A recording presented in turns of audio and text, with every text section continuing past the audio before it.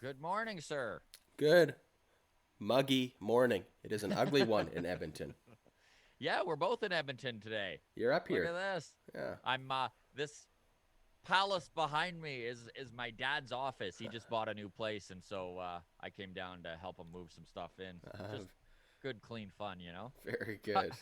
How was your weekend or week? I guess It today. it was good.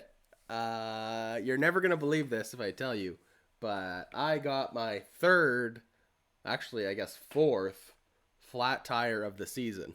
Are you kidding me? I know, right? When you even said this before we went on and you were like, "Hey, do you have anything to talk about?" Because you won't even believe what happened to me. I would not have guessed another flat tire. Another flat tire. Yeah. Driving or just again Oh Ben yeah, came this out and this one was my wife's fault again. We went to the dog park, and then on the way back, she like turns down the radio and she's like, "Do you hear that?" And I can never tell. I'm not a car sounds guy. I can't yeah. whatever. But she's like, "Oh, I think we got a flat tire." So she pulls over. We're on this like back farm road. Pull over. I go out and look and like we don't have a flat tire. And she goes, "We'll see if there's something like in the rubber or something then." And like so I check all four tires and then sure enough there's like a big giant bolt just right deep into the tire. Man. So it was like it was in there, but it was still holding. So like Hmm. there was no air leak or anything. So that's Well, why the good it news wasn't is fine. over the summer you've or over the spring you've become very good at changing tires, Oh, correct? I'm getting real good. I mean, you know what? Fourth tire now, so we got a whole new set. There you go. Look at that. But yeah, no, it's been a wild time. I'm really over it. That's for sure. So You're over changing tires. I'm Okay, I'm well, over it. I Yeah, think you put your time in for the season. Yeah, I like know. I know. The last time we talked about it, I was laughing about it. I was still pretty positive, but I'm done. I'm you're done with done with the flat joke of tires. Yeah, you always get flat tires. yeah. Yes. So, anyways, Blue Jays just finished up with the Oakland A's. Yes, it was a heck of a little last 7 games, actually. Welcome to the walk off, everybody. Scott Belford with you, joined by, of course, my good buddy Adam Mack, as always. And yeah, man, they won 5 of the last 7 games out of Atlanta and Oakland. Not too bad. And I know it didn't feel that dominant. You know, like if you look at the record, it didn't feel like we took 5 of 7 Yeah, because of those first 2 games in Oakland were such tough games to watch. But besides those 2 games, my goodness, has the offense come alive. They're averaging over 9 runs a game, other than those 2 in Oakland to start the series. So, pretty impressive stuff. yeah. So, we will run down exactly what took place there. We'll get into the injury parade continues. Bichette is doing some pretty incredible stuff. We'll talk the bullpen. And of course, we've got a great guest for you today. Our guest, by the way, we've got a sponsor on board, which is fantastic news. That is based out of Edmonton, YourRate.ca. Mortgage broker and good buddy of ours, Darren Brown. He actually helped my dad get this place, so I Very can good. vouch very strongly for Darren. He's a great mortgage broker, and the beautiful thing with yourrate.ca is that it is all paperless and COVID friendly right now, so you can go online and set up your applications and so on and so forth online, like everybody does now. You know, I don't mean the mortgage stuff, but we're just all online now. There you So go. Renew that Netflix subscription and get a house while you're at it. that's right. Our guest today, too, I'm so excited to run this interview because we had such a great chat with this young kid, Minnesota boy. And he's playing on the New Hampshire Fisher Cats. Of course, the Blue Jays AA team. Brody Rudning is going to be joining us. Big lefty out of the pen. He's got a lot of movement on his pitches. He's got a cutter that he's really in love with these days. He hits about 96 miles an hour. And this is a guy that we could literally see in the bullpen by September. So, yeah, we'll get to that in about 30 minutes. But exciting stuff on that new Fisher Hampshire Cats. The New Uh, Fisher Hampshire the, Cats. the New Hampshire Fisher Cats. I like that. I like the Hampshire Cats. That sounds better. The Hampshire Cats, yeah. Well, we're talking Minor leagues, the Buffalo Bison sure look great too. I mean, Alek Manoah yesterday went 6 innings, 12 Ks. Just continuing to build that excitement in that Blue Jays fan base. Yeah. I know Simeon Woods Richardson had a really good game yesterday too. I think he went 4 innings and 1 hit or something like that. So the prospects are looking good. Okay, so we'll go back to the last week of Blue Jays baseball. Let's do it. Boy, did they look good in Atlanta, my man. They averaged 8.7 runs a game in that series. Came out with the sweep. And, I mean, they cobbled together their starting pitching, so not too shabby. Even losing those first 2 games in Oakland, they didn't hit. Like, that's the thing. The Steven Matz loss, it was a bit of a bummer of a game. I know we were live streaming that as we do every single Tuesday. And he was okay. Like, Matz didn't look terrible. He didn't fall flat on his face.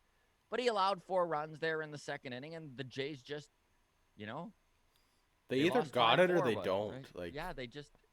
I was texting you this yesterday. Like, we either score 1 or less runs or 7 or more.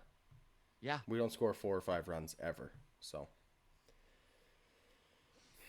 And Marcus Semien, what a homecoming to Oakland. My goodness. He went 4 for 6 yesterday. I think he was 8 for 16 or something like that on the series. Yeah. Just, can he play in Oakland all the time? Like, obviously. That's what the Oakland fans are saying, too. Yeah, all the Oakland fans are like, we let this guy go?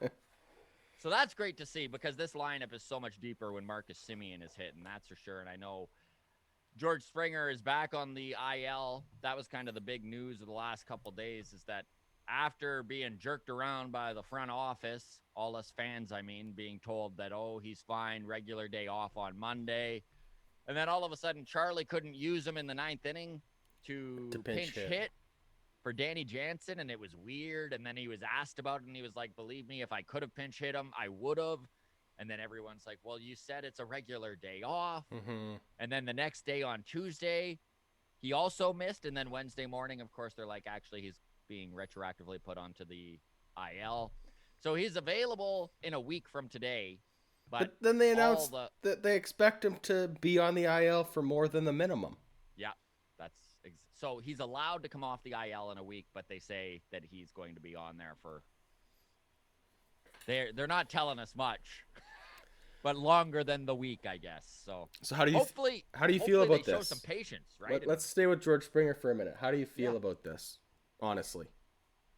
I mean, it's disappointing, but that said, when I look at the situation, I understand what went down. I just don't understand. It feels like they pushed him. And I don't think it was them pushing him. Obviously, I think it was he really wished to get back into baseball activities. But, man, he played 3.5 games at DH, and he goes back on the IL. All that says to me is he wasn't ready to come off it in the first place. Mm-hmm. What do you think?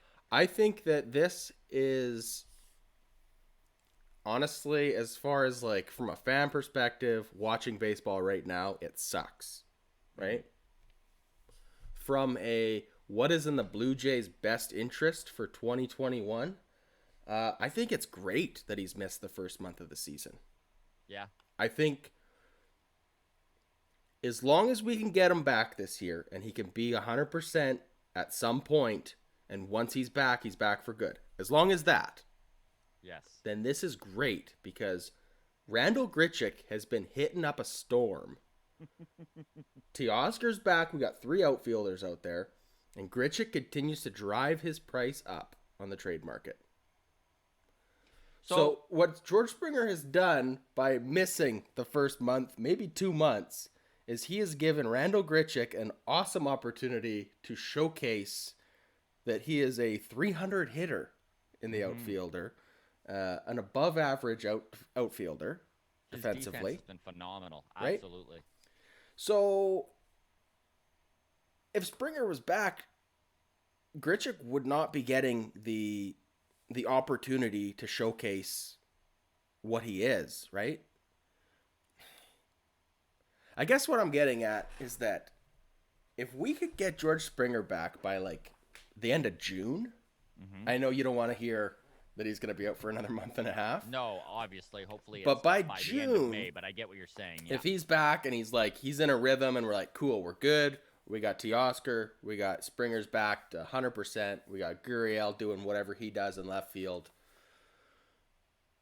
And now we got Grichuk, who we can trade with a Rowdy Tellez and a whoever and get an awesome pitcher back. So That's you kind of great. view Randall as a trade chip while his value is high, is kind of how you see this. By the way, I've got his stats up. In 111 at-bats, Randal Grichuk is hitting 306, 6 home runs, 26 RBIs, and an OPS of 860. So the man is putting up some numbers, and it is fairly impressive. Yeah, I mean, 29 years old. the thing is if he can keep it up by the trade deadline's July 30th, right? Mm-hmm. If he can keep it up into June, right, into the early weeks of July, and he's at 200 plus at bats, and he's still hitting 290 to 300, and he's got 40 RBIs or whatever, and now we're gonna upgrade from Grichuk to Springer, who's in theory even better, right? We gain at center field, and we have a very valuable trade piece who's like the odd man out. He's not going to become our left or right fielder. Let's go get a pitcher. Buy him a bus ticket with Rowdy. Send one of those prospects over and go get, I don't care, somebody. It's an interesting thought process. I'm not against it. I think that Randal Grichuk hasn't proved that he can consistently put up these sort of numbers, so maybe it is wise to trade him while his value is high, and this team does need starting pitching. That is for sure.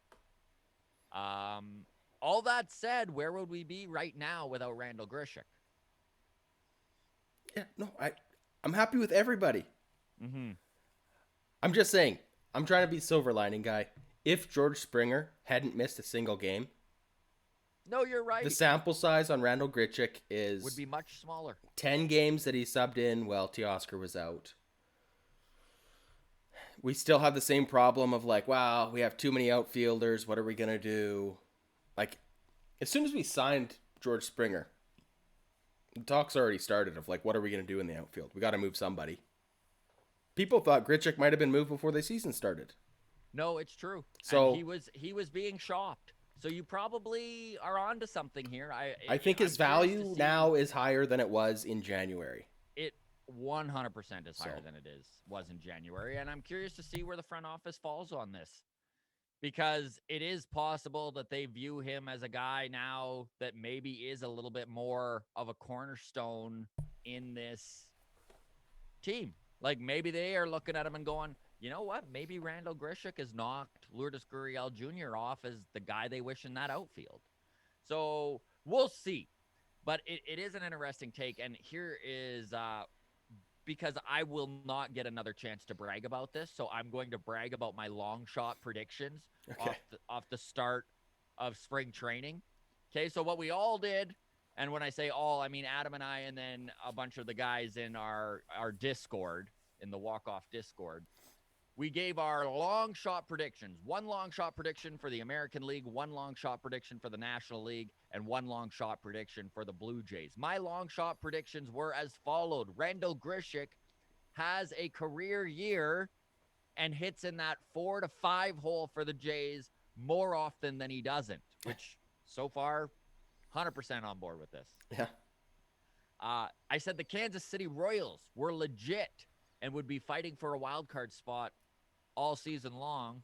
They're also 16-14 with the Jays currently and are tied for that last wild card spot with the Jays. So also on that. Here's the thing. I'm only bragging about this because I know that in a month, all three of these things very likely will not be a thing. Right. Yeah.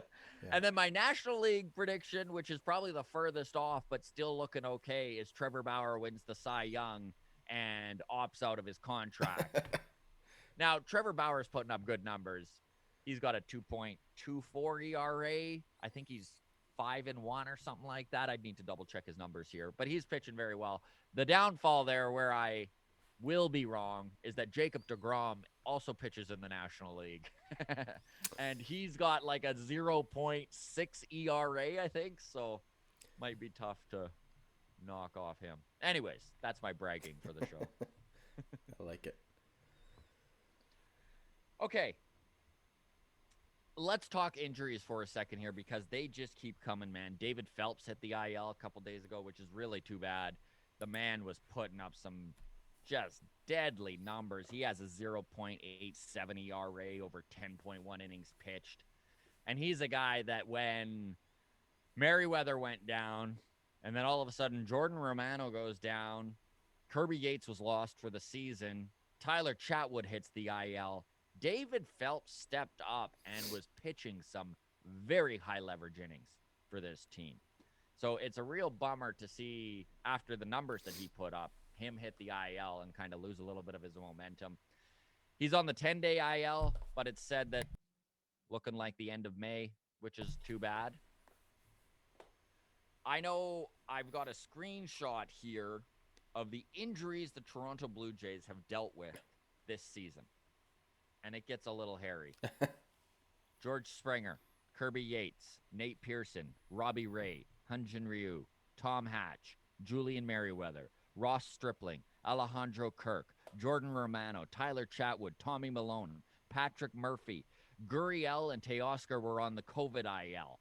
And then, of course, just announced was David Phelps. That is a lot of injuries. Yeah. That is a lot of injuries, and this team is 16-14, May 7th. They're right where they need to be. We have weathered the storm, if the truth be told. And you look at the schedule coming up in May here. A lot of winnable games. They could come out of this month looking pretty good. We haven't had an easy schedule. No. I mean, I'm sure there's harder schedules that have been had. Not every team we've played has been a playoff team. But we haven't played teams like the Tigers. We haven't played teams like the Orioles. Right? Yeah. So, throw in a series or two against either of those guys, and that's probably one extra win on our record, because we're still probably going to split with them. But yeah, no, that's good. We're 30 games into the season. This time last year, we were getting ready for the playoff push. Right, we're at the halfway mark. 30 games into the season, saying, "All right, one more month to go. We're so close." We're so close. Think about that. Like, everyone listening, just let that sink in for a second. That last year, this would be the 50% mark of the season. The halfway. And we're 18% done this 162-game season. Yeah. So, still early. Ebbs and flows, my friends. We are going to experience some ups and downs. So, to kind of see where we're at right now, not too shabby, especially with those injuries. I did wish to touch on, and I know I seem to talk about this, man, every cast, but Rafael Dolis, my God, this guy has become just money at the back end of that bullpen. Yeah. He has shut the door down for the Blue Jays in the late innings. And listen, he's got a 2.84 ERA, which is fantastic in a reliever. But again, if we all remember, early April, Rafael Dolis blew up for 4 runs in the 7th inning there. I think it was the 4th of April. Yeah. So, like, those 4 runs are pretty much the only thing on his ERA. He is dealing right now. He is. And what I love about Dolis, and I know I bring this up all the time, this is a guy that really probably shouldn't be in Major League Baseball. He's 33 years old. The Jays got him out of Japan last year at 32 when the rest of the league had already written him off. He was in Japan for 4 years. Like, if you spend 4 years in Japan and you're in your early 30s, like, good luck. Yeah. You're not coming back to the majors. Like, are you serious? So a few things to bring up here. Great job on the Blue Jays in scouting Dolis and finding this arm who has been just a godsend, especially with the injuries that this bullpen has taken. Secondly, good on Rafael Dolis for finding a way to get it done. And we've talked about how crafty this man can be. He's got an above average slider and an average fastball. And he has found a way with these two pitches to get outs, to get strikeouts in big situations. And he never gives in to a batter. And this is something, again, Adam, you and I, we've talked about this, right? Like, if he doesn't feel that he can get a guy out, he's gonna nitpick around the outside of the zone. If the guy's gonna swing at it, great. If he loses him, no big deal, right? Yep. So I don't know, man. What more to say about Rafael Dolis? And maybe this will be the last rant I have about him. But legit, I truly believe without him, this team has 2 to 3 to 4 more losses on the year. He has been that good at the back end of the bullpen. You're not wrong. He's been great. He was good last year. He continues to be good this year. Tough to watch. Yeah. But, that's kind of been the story of our bullpen, to be honest. Other than there was a half of a week in early April where we had Julian Merriweather. Yes. Who is just a joy to watch. Angels singing from the mountain on high. But otherwise, it has been a ugly but it works strategy from the bullpen. And yeah, I'll take it.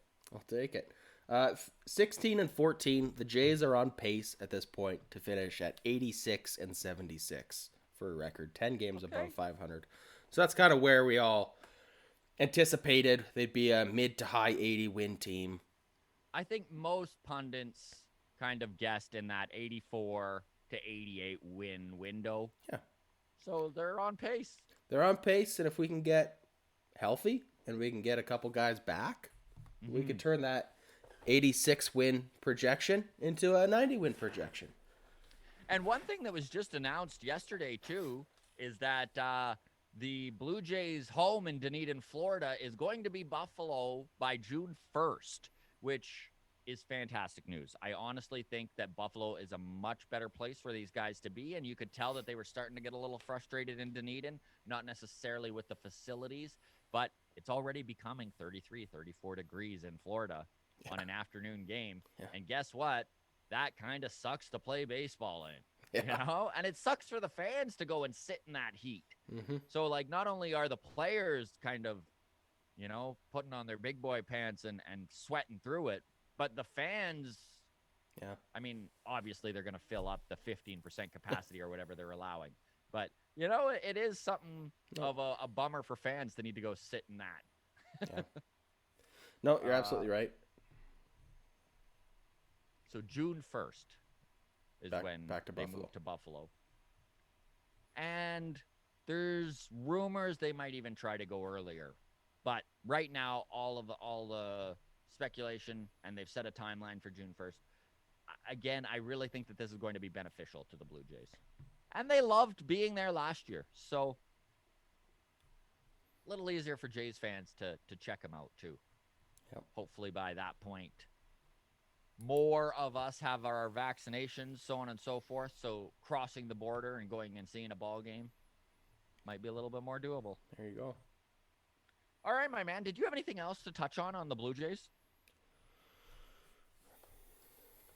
I'm excited to have Nate Pearson back soon. Yes, me too. And he's looked really good. And he should be another week or two away maybe, but he's ramping up the workload. Yep. He was at 87 pitches, I think, last time he threw. So that's getting pretty darn close to where they wish him. Probably one more start. I'd say that he gets one more start with the Trenton Thunder. And as long as there's no setbacks. Who are the Buffalo Bison, by the way? That's thrown me off too, yeah. We've seen like Alek Manoah after his pretty dominant performance yesterday. In a Thunder jersey. And I'm like, what is this? It's like I know the Buff. Yeah, it was weird to see, but yeah, Trenton Thunder. Okay. Yeah.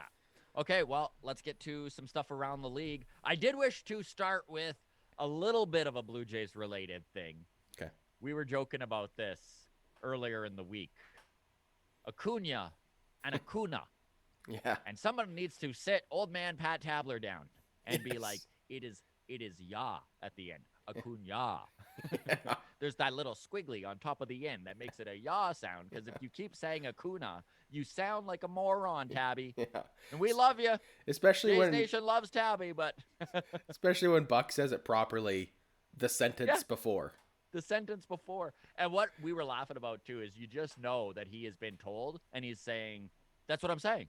Yeah. They're like, he does not hear Pat, the difference. it's Acuna. And he's like, I'm saying it. Acuna. 100%. This is probably my favorite injury of the year so far. Oakland Athletics starting pitcher, Jesus Luzardo. Pinky finger. Out for 10 to 20 days.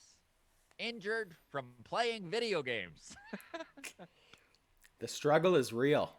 The struggle is real. Speaking of video games, by the way, should we tease the fact that you're playing some show with our guest today? I guess I'm kind of teasing that right now. Well, you just, yeah, that's a full spoiler at this point. Yeah. Yeah, so our guest today, Rody Broadening. Did I get that right?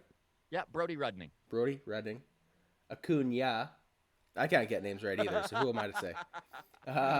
Our guest today, we're going to be sitting down next week and going head-to-head in MLB The Show, which is the video game of baseball for anybody that doesn't know. I am no good. Pretty darn cool. I am no good at that game, so I anticipate getting spanked pretty hard. Well, even when you hit him up, I loved his response. He's like, "Yeah, I like beating the crap out of people. For sure, I'll play you." Yeah, absolutely. So hopefully that is the first of many Blue Jays prospects that we've talked to who will sit down for a challenge with me. And I think we'll find that they will, because one thing we have found out about talking to them is video game culture in this organization is very prevalent. Yes. They all play the games. It's a lot easier to game with them online than it is to get together for a round of golf, but I'm sure. Yes. I'm sure they would also love to play golf. So. Yes, golf and video games. This is the Blue Jays of the future. Man, if I broke my finger playing a video game, though, there's no way I would tell my coach that. There's no way. I was going to bring this up with you. How long do you think he thought about lying about how it happened? Because he could have said anything. I dropped a pot. I fell down a stair while I was holding my kid. Like anything. Do you think that's what happened? Robbie Ray actually hurt his elbow in a video gaming thing, and he's like, he's playing Wii tennis. If I bring my kid into this, yeah. Yeah, there's no way I would admit that to anybody. Yeah. I don't know. It's wild. Yeah. Yeah, I don't know. It makes me wonder if he was with a teammate. Like, it makes me wonder if there's just no... If it happened in the dressing room, yeah, there's nothing he could do, right? Yeah, absolutely. Anyways, I mean, all the best to him. Hopefully, he was having a great season pitching-wise, too, so that's a real pain in the butt. Yeah. And what sucks, too, is, like a pinky is such a... It's like turf toe. Yeah. It's the football, wimpiest. It's like it's a serious injury, but it's like one of those ones where you're like, oh. It just sounds like, so wimpy. Yeah. Yeah. Yeah. Couldn't even be his index. Yeah. That doesn't sound wimpy, but pinky. Oh, my pinky. Who was the Jays pitcher a couple of years ago? Was it Aaron Sanchez that always struggled with hangnails? Yes. That's another one too. The that, hangnails and the blisters. Oh, you poor guy. But for sure it is. Like, if you can't grip a ball, you can't grip a ball. Right? There's so much specific movement and pressure being applied. Yeah, and and it's not that they're not willing to pitch through it, but it's like if my control is off, I'm useless. Yeah. Right. So, anyways, wild times there. Last piece of news Pujols? I wanted. Yeah. Exactly. Albert Pujols. That's exactly what I was going to. 667 career home runs. Wow. And he may have played his last game in the MLB. Yeah, he was released by the Angels yesterday. But you know what? I would not be surprised, and it's rumor central right now. Will he be reunited with Tony La Russa? The White Sox. Will the White Sox give him a half of a year contract and let him finish his career with the manager he came up with in St. Louis? There's also rumors that there might be a interesting contract offered from St. Louis themselves, and he can finish his very storied career as a Cardinal. Well, those are the two obvious landing spots. As a Jays fan, I think everybody was asking themselves, is there any way he fits in with this team? I don't think so.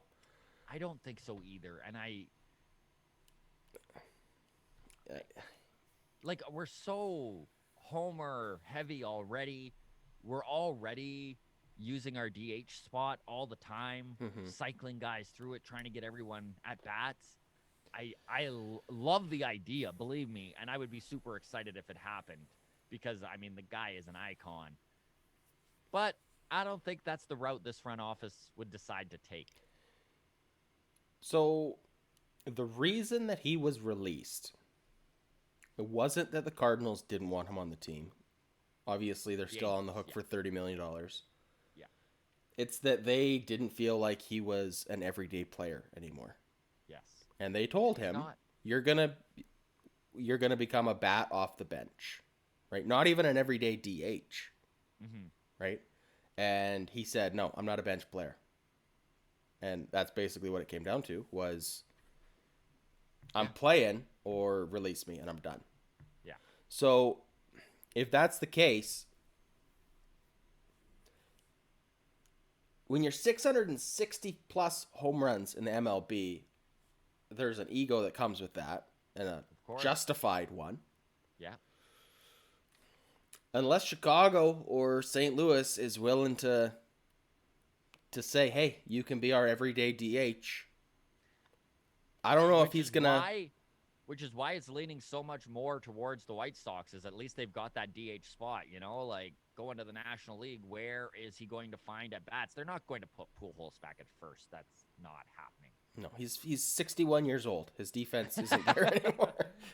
He's officially 41, according to his Dominican records, but it's been rumored forever he's 43. Right. You know, it's been rumored forever that he's 2 years older than he says he is. Yeah. I don't know.